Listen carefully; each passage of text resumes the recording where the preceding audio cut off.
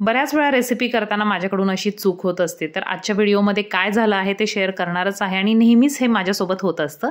तर आज मी तुमच्यासोबत मस्का बन जे बाजारात मिळतात, बेकरीमध्ये मिळतात, ते घरच्या घरी गॅसवर कसे बनवायचे हे मी तुमच्यासोबत शेअर करणार आहे.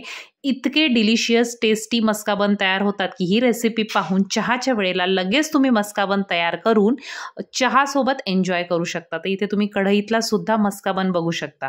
हे मी रेसिपी करताना एखादा तरी इन्ग्रेडियंट माझ्याकडून विसरला जातो किंवा तो आणला जात नाही. तर आज सुद्धा मला कस्टर्ड पावडर हवी होती व्हॅनिला फ्लेवरची आणि माझ्याकडे ती नव्हती. तर माझ्याकडे मँगो फ्लेवरची होती, तर तीच वापरून मी बनवणार आहे. थोडासा कलरवर परिणाम होईल, परंतु बघूयात कसा रिझल्ट येतो. तर सगळ्यात आधी इथे आपल्याला मैदा घ्यायचा आहे. रेसिपीचे सगळे मेजरमेंट मी डिस्क्रिप्शन बॉक्समध्ये दिलेले आहे. त्यानंतर यामध्ये आपल्याला कस्टर्ड पावडर ॲड करायची आहे. व्हॅनिला फ्लेवरची कस्टर्ड पावडर ॲड करा. त्यानंतर यामध्ये मी पावडर शुगर ॲड केलेली आहे, म्हणजेच आपली पिठी साखर ॲड केलेली आहे. त्यानंतर मिल्क पावडर, चवीनुसार मीठ आणि त्यामध्ये इन्स्टंट ड्राय ईस्ट आपल्याला ॲड करायचं आहे. त्यानंतर यामध्ये मी व्हॅनिला इसेन्स ॲड करणार आहे आणि आपल्याला आता तेल, तूप या दोन्ही गोष्टी यामध्ये ॲड करायच्या आहेत. तर साधारणतः 1 TSP व्हॅनिला इसेन्स ॲड केलेला आहे. गावरान आपलं जे घरचं तूप असतं ते आपण यामध्ये ॲड करणार आहोत आणि तेल यामध्ये आपल्याला ॲड करायचं आहे. आता डिस्क्रिप्शनमध्ये तुम्ही गेल्यानंतर तुम्हाला कोणते इन्ग्रेडियंट किती प्रमाणात टाकायचे त्याची संपूर्ण लिस्ट मिळेल. तुम्ही त्याचा स्क्रीनशॉट काढून घेऊ शकता.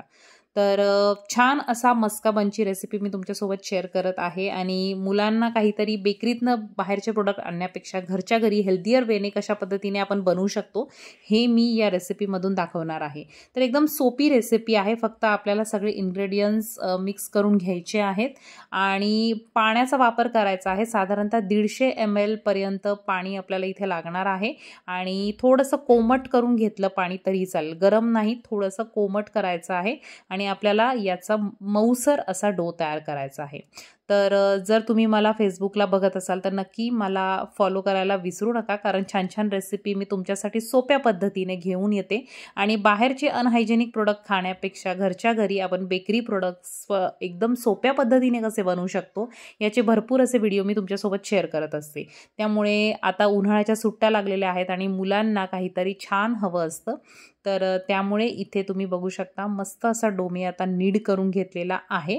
तर बाउलमध्ये तुम्हाला पॉसिबल असेल तर ठीक, नाही तर एखादा प्लेन सरफेस घेऊन आपल्या हाताच्या तळव्याने आपल्याला अशा प्रकारे ब्रेड जे सगळे डो असतात ते अशा पद्धतीने मळले जातात. तर एखाद्या ताटात तुम्ही ही प्रोसेस करू शकता. आता माझ्याकडे सिलिकॉन मॅट आहे, तर सिलिकॉन मॅटचा वापर करत आहे आणि साधारणतः 3 ते 4 मिनिटं छान मऊ होईपर्यंत मळून घ्यायचा आहे. हा डो मळून झाल्यानंतर यामध्ये आपल्याला टुटी फ्रुटी ॲड करायची आहे, जी अगदी ऑप्शनल आहे. याला तुम्ही टाकलीच पाहिजे असं काही नाही आहे. हा थोडासा स्वीट बन आहे आणि जनरली चहाबरोबर हा खाल्ला जातो आणि मी एक रीलमध्ये पाहिला होता चहा आणि मस्का बन, तेव्हापासून माझी खूप इच्छा होती की तशा पद्धतीचा मस्का बन करून बघायचा. आता यामध्ये आपण मँगो कस्टर्ड पावडर वापरल्यामुळे या डोचा कलर थोडासा येल्लोइश झालेला आहे, परंतु ठीक आहे, आपल्याला घरीच खायचा आहे त्यामुळे मी फारसा याचा विचार केला नाही. परंतु मला व्हॅनिला फ्लेवरमध्ये बनवायचा होता, पण मी काही कारणामुळे विसरून गेले आणायला. तर आता हे नीड करून झाल्यानंतर अशा प्रकारे आपल्याला काय करायचं आहे, याचा गोल असा डो तयार करून घ्यायचा आहे. तर जनरली बेकरी प्रोडक्ट्सला थोडासा रेस्टिंग टाईम द्यावाच लागतो आणि त्यासाठी त्याच बाउलमध्ये इथे मी जे आपला डो आहे तो ठेवलेला आहे. थोडंसं तुपाच्या वाटीचं जे तूप आहे ते काढून वरच्या साईडने लावणार आहे, ज्यामुळे त्याला तो वरचा भाग जो आहे तो कडक होणार नाही. त्यानंतर क्लीन रॅप किंवा तुम्ही एखादं ताटाचं झाकण ठेवू शकता, कुठलंही झाकण यावर ठेवा किंवा क्लीन फॉईल असेल तुमच्याकडे, रॅप असेल तर त्याने पूर्णपणे अशा पद्धतीने सील करा आणि 1 ते 1.5 तास आपल्याला याला ठेवायचं आहे. आता तुम्ही बघू शकता 1-1.5 तासाने हा डो संपूर्ण फुगलेला आहे, डबल झालेला आहे आणि आता त्याला खाली आपल्याला प्लेन सरफेसवर घ्यायचं आहे. थोडंसं हाताने टॅप टॅप करून अशा पद्धतीने याचा एक रोल तयार करून घ्यायचा आहे. तर आता आपण याला थोडंसं 2-3 पोर्शनमध्ये डिवाइड करणार आहोत. साधारणतः या 1/2 किलो मी मैदा वापरलेला आहे या संपूर्ण रेसिपीला. तर याचे 4 ते 5 मोठ्या आकाराचे बन्स तयार होतात. तर इथे मी अशा पद्धतीने याचा लोफ करून घेतलेला आहे आणि त्यानंतर आता याला मी कट करून घेणार आहे आणि कट केल्यानंतर याला फोल्ड करण्याची जी पद्धत आहे ती सुद्धा तुम्हाला समजावून सांगते. तर सगळ्यात आधी आपण जशी पोळी करतो त्याप्रमाणे याला अशा पद्धतीने ठेवायचं आहे. थोडंसं लाटण्याने दुधाने आपल्याला याला प्लेन करून घ्यायचं आहे। तर इथे तुम्ही बघू शकता, इथे मी प्लेन केले आणि पुन्हा जसा आपण आधी रोल केला होता तसा रोल करायचा आहे। इथे महत्त्वाची गोष्ट एकच आहे की हे जे फोल्ड्स तयार होतात हे पूर्णपणे आपल्याला मिक्स करून घ्यायचे आहेत किंवा त्याचा एक संपूर्ण त्याच्यावर कुठेही क्रॅक राहणार नाही याची आपल्याला काळजी घ्यायची आहे। तर बोटाने असं पिंच करत जायचं आहे, ज्यामुळे त्याचे जे सगळे क्रॅक्स आहेत ते पूर्ण निघून जातात आणि त्यामुळे आपला जो बन आहे तो जेव्हा राईज होतो, राईज झाल्यानंतर बेकिंगला जेव्हा तो जातो तेव्हा तो त्याला क्रॅक जात नाही किंवा तो फाटत नाही। तर इथे अशा प्रकारे गोल करून घ्यायचा आहे आणि खालची जी बाजू आहे ती हळूहळू पिंच करत राहायची आहे, जेणेकरून खाली क्रॅक दिसणार नाही। तर इथे अशा प्रकारचा एक आपला बन तयार झालेला आहे। इथे बेकिंग ट्रे मध्ये मी ठेवलेला आहे। मी OTG आणि गॅस दोन्हीमध्ये सुद्धा करणार आहे, कारण बऱ्याच वेळा मी OTG मध्ये करते, कारण ते माझ्याकडे OTG असल्यामुळे मला ते सोपं वाटतं। दुसरी पद्धत जसं आपण मोदक करतो त्या पद्धतीचं आपण इथे करून घेणार आहोत।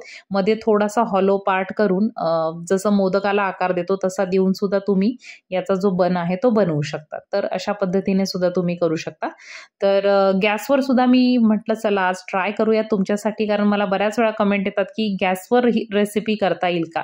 तर गॅसवर बेकिंग करणं खरंच फार अवघड नाहीये। केक जे प्रकार असतात किंवा बेकिंगचे जे प्रकार आहेत, फक्त जसं आपण नॉर्मली केक बेक करतो तसंच आपल्याला करायचं आहे। फक्त आपल्याला लक्ष द्यावं लागतं जेव्हा आपण गॅसवर बेकिंग करतो, कारण टेम्परेचर अनइव्हन असतं आणि त्यामुळे थोड्या थोड्या वेळाने आपल्याला फक्त लक्ष द्यावं लागतं, उघडून बघायचं नसतं। आता हे बन झाकून ठेवायचे आहेत पुन्हा 1 तासासाठी आणि 1 तासानंतर इथे तुम्ही बघू शकता बन्स पुन्हा डबल झालेले आहेत साईजला। आता आपण याला मिल्क वॉश देणार आहोत, म्हणजेच दुधाने आपल्याला याला हलक्या ब्रशने आपल्याला याला कव्हर करायचं आहे, म्हणजे याला छान असा वरून गोल्डन कलर येतो। तर जर तुम्ही अंड खात असाल तर तुम्ही एग व्हाईट जे असतं ते सुद्धा याला लावू शकता। तर आता ही एगलेस रेसिपी आहे, त्यामुळे आपण इथे दुधाचा वापर करत आहोत। तर अशा पद्धतीने सगळ्या बन्सला दूध लावून घ्यायचं आहे आणि आता याला आपण बेकिंगला ठेवणार आहोत। साधारणतः 200 डिग्रीवर जर OTG असेल, तुमच्याकडे ओव्हन असेल तर 200 डिग्रीवर याला बेक करायचं आहे। साधारणतः 15 ते 20 मिनिटं याला बेक होण्यासाठी लागतात आणि गॅसवर मीडियम टू लो फ्लेमवर आधी प्रीहीट करून घ्यायचं आहे आणि प्रीहीट झाल्यावर मी तुम्हाला पुढे जाऊन दाखवणारच आहे की कशा पद्धतीने तुम्हाला ते ठेवायचं आहे आणि गॅसवर साधारणतः 15 ते 20 मिनिटं तुम्हाला याला बेक करण्यासाठी लागतील। तर आता मिल्क वॉश करून झालेला आहे, आता याला आपण बेकिंगला ठेवणार आहोत। तर इथे कढई, मी जुनी कढई घ्यायची आहे, त्यामध्ये मी वाटी ठेवलेली आहे हाईटसाठी आणि अशा पद्धतीने प्लेट ठेवून त्याच्यावर एक ट्रान्सपरंट झाकण ठेवलेलं आहे, ज्यामुळे मला लक्ष देता येईल आणि OTG मध्ये सुद्धा मी बेकिंगला ठेवलेले आहेत। तर इथे तुम्ही बघू शकता मी किती खुश झाले, कारण हे बन्स एवढे डिलिशियस, टेस्टी आणि इतका छान अरोमा सगळ्या घरभर पसरला होता, तर काही राहावे ना। आणि त्यामुळे म्हटलं चला आता गरम गरमच कट करूया। तिथे गॅसवरचा सुद्धा आपला बन एकदम छान असा रेडी झालेला आहे।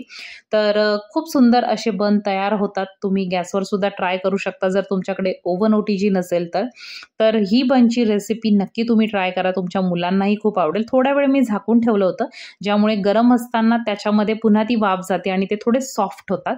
तर आता मुलांना अगदीच राहवत नव्हतं आणि त्यात माझाही नंबर आहेच। तर मस्त असा गरमागरम मी बन कट केलेला आहे। मी याआधी गॅसवरचा मुलांनी कट करून मुलांना दिला होता मस्का लावून मस्त, तर खूपच डिलिशियस झाला होता आणि त्यांचं काय एका बनमध्ये मन भरत नाही मुलांचं। त्यामुळे आता दुसरा कट केलेला आहे। गरम गरमच आपल्याला याला बटर लावायचं आहे। इथे तुम्ही बघू शकता बटर मेल्ट होतं, याचा अर्थ बन आपला गरम आहे आणि खूप छान त्याला जाळी पडलेली आहे। टेस्ट सुद्धा खूप मस्त आणि डिलिशियस आहे। म्हणजे तुम्ही जेव्हा अशा बेकिंगच्या रेसिपी, बेकरीच्या रेसिपी घरी ट्राय करता तेव्हा ते ताजं खाण्यामध्ये जी मजा आहे ती कशातच नाहीये।